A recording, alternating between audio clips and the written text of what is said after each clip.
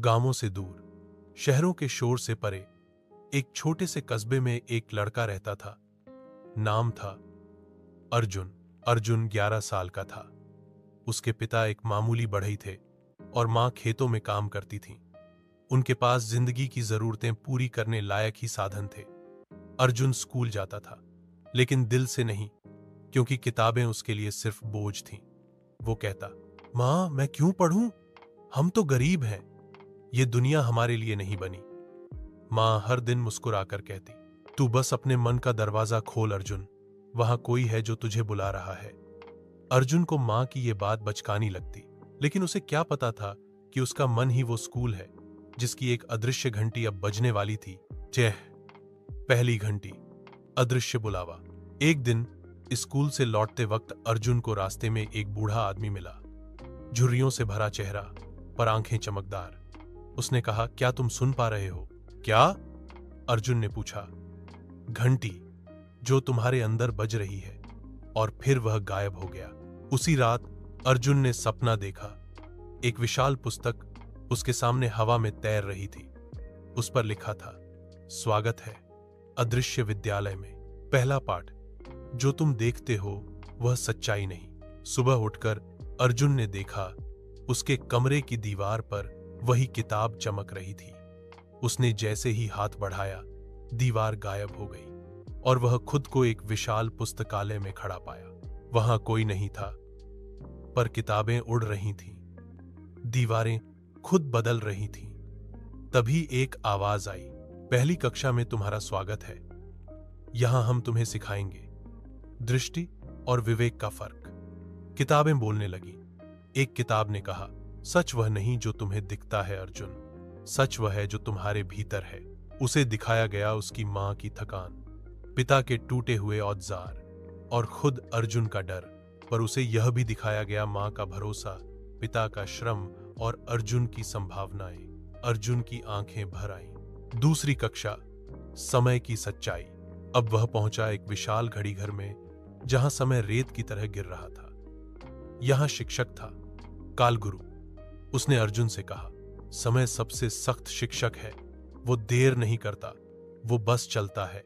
उसे दिखाया गया एक बच्चा जो हर दिन बहाने बनाता है और अंत में खो जाता है, और दूसरा जो थोड़ा थोड़ा हर दिन सीखता है और बड़ा बन जाता है। अर्जुन ने तय किया, मैं अपना एक भी पल अब बर्बाद नहीं करूंगा। तीसरी कक्षा, डर से दोस्ती। यहां दीवारें काली थीं, हर कोना डरावना। एक कर्कश आवाज आई, मैं हूं तुम्हारा डर। वहां उसकी सबसे बड़ी चिंताएं थीं, भीड़ में बोलना, परीक्षा में असफल होना, दोस्तों का मजाक, गरीबी का कलंक। लेकिन एक दीपक जला अर्जुन की मां की आवाज में, डर से भागो मत बेटा, उसके आगे खड़े हो जाओ, वो तुम्हारा साया है। अर्जुन ने हिम्मत से कहा, हां मैं डरता हूं, पर अब भागूंगा नहीं। डर की दीवारें टूट गईं। चौथी कक्षा, करुणा की गहराई। अब वह एक हरे भरे बगीचे में था, लेकिन वहां फूल नहीं थे। तभी एक बच्चा मिला, फटे कपड़े, गंदे पांव, पर आंखों में उम्मीद। अर्जुन ने पूछा, तुम कौन हो? उसने जवाब दिया, मैं हूं वो अर्जुन जो तू कभी नहीं देखता, तेरे आसपास के बच्चों में जिनके पास कुछ नहीं। अर्जुन ने पहली बार मदद का हाथ बढ़ाया। पेड़ हरे हो गए, फूल खिल उठे। आवाज आई, अर्जुन, जब तुम किसी और के लिए रोते हो वहीं से इंसान बनते हो। पांचवीं कक्षा, आत्मा का द्वार। यहां कुछ नहीं था, बस शून्यता। अर्जुन चिल्लाया, कोई है। तभी उसके चारों ओर उसकी अब तक की सभी कक्षाओं के प्रतिबिंब दिखाई देने लगे। उसने खुद को देखा, डरा हुआ, फिर जागरूक, फिर भावुक, और अब शांत। एक अंतिम दरवाजा खुला और अर्जुन की मां वहां खड़ी थी। उन्होंने मुस्कुराकर कहा, अर्जुन, तू अब स्कूल में नहीं है, तू स्कूल बन गया है। छठवीं कक्षा, इच्छाओं की परीक्षा। अर्जुन अब एक विशाल हॉल में पहुंचा। यहां चारों ओर खजाने थे, सोने की ईंटें, हीरे, आलीशान खिलौने, मोबाइल, खेल, बड़े बंगले और प्रसिद्धि के चमकते पर्दे। तभी एक दरवाजा खुला और एक आवाज आई, जो इन सब में से कुछ भी न चुने, वही असली विद्यार्थी है। पर अर्जुन के मन में शोर मच गया। क्या मैं वाकई इन सब चीजों को नकार सकता हूं? सामने एक और अर्जुन खड़ा था। वो अर्जुन जो दिखाना चाहता था कि उसके पास भी सब कुछ हो सकता है, जो चाहता था दुनिया की नजरें। क्या गरीब होने का मतलब इच्छाओं का त्याग है? उस अर्जुन ने पूछा। लेकिन तभी असली अर्जुन ने एक किताब उठाई, ज्ञान की चाबी, और कहा, मैं इन सब का हकदार बनूंगा, लेकिन अपने अंदर की मेहनत से, न कि इन आसान रास्तों से। पूरी कक्षा सोने से मिट्टी में बदल गई और अर्जुन ने एक और द्वार पार कर लिया। 7वीं कक्षा, विचारों का विज्ञान।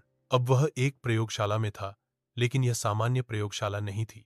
यहां विचारों की ऊर्जा को मापा जा रहा था। कांच की शीशियों में क्रोध, जलन, मोह, दया, साहस, सत्य, सबकी मात्रा लिखी थी।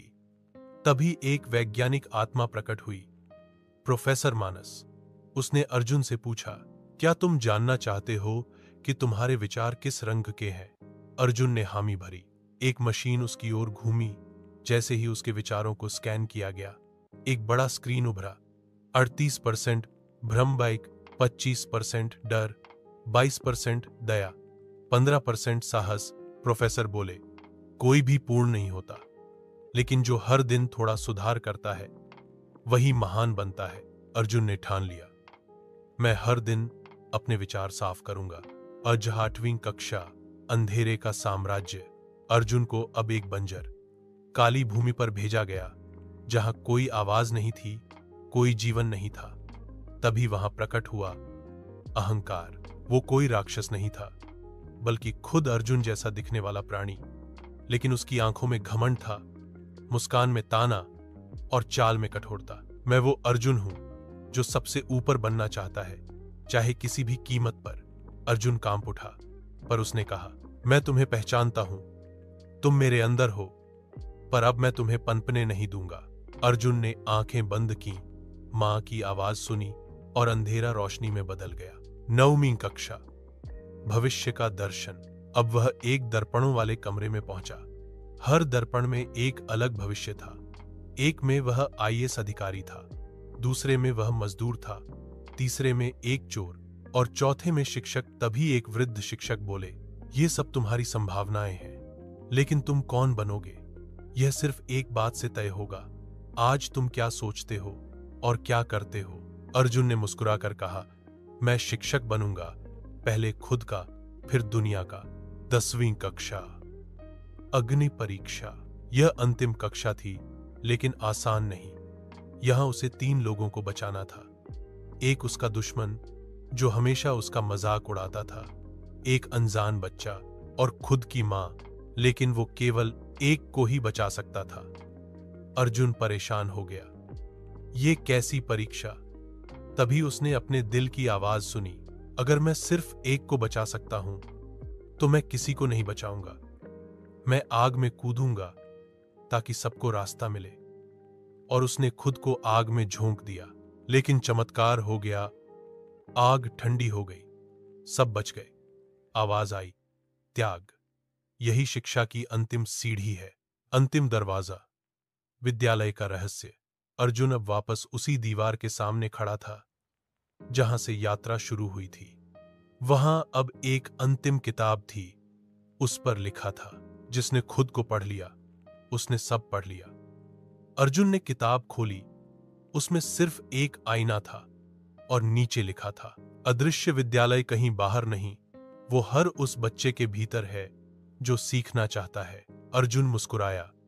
अब वह वापस अपने कमरे में था, पर अब वो वही अर्जुन नहीं था। सीख, सबसे बड़ा स्कूल तुम्हारे अंदर है, मन, विवेक और अनुभव। डर, लालच, भ्रम, इच्छाएं, इन सबसे लड़ना ही असली शिक्षा है। हर बच्चा अदृश्य विद्यालय का छात्र है, अगर वो सीखना चाहे तो। त्याग, करुणा और आत्म ज्ञान से बड़ा कोई प्रमाण पत्र नहीं। और अंत में खुद को जानना ही सबसे बड़ी डिग्री है।